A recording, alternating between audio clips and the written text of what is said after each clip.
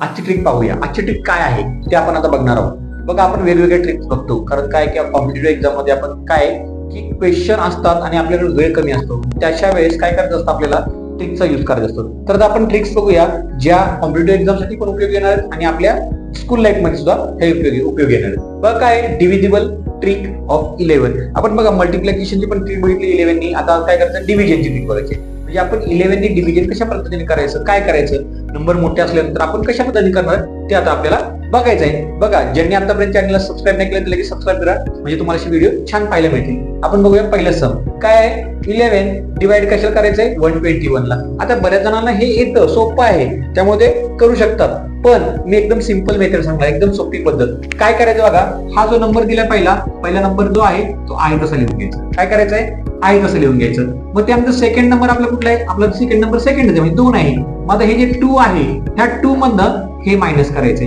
2 मधनं जर हे मायनस केलं तर काय राहणार आहे रे, 1 राहणार आहे. काय राहणार आहे, 1.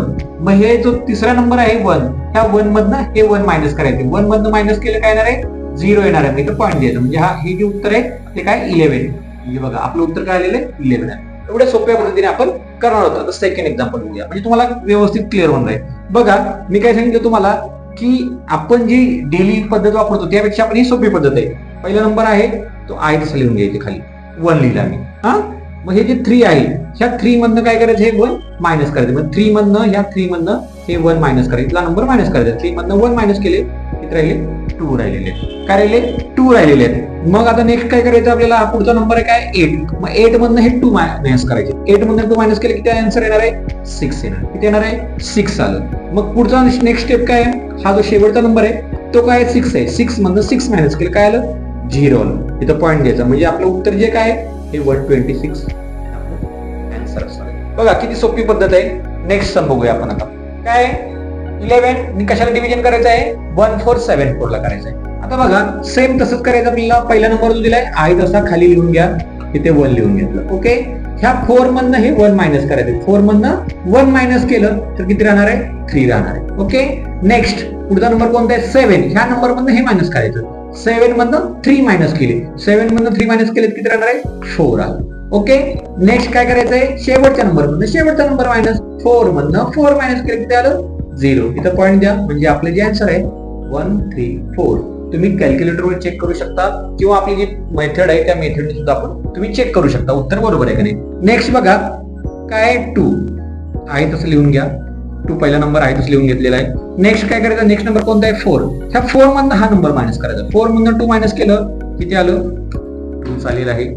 आता 7 मधनं परत 2 मायनस करायचे. 7 मधनं काय करायचं, 2 मायनस केलं, किती आलं, 5 आलेलं आहे. मग 5 मधनं 5 मायनस केले, किती येणार आहे, 0. इथं पॉईंट द्या.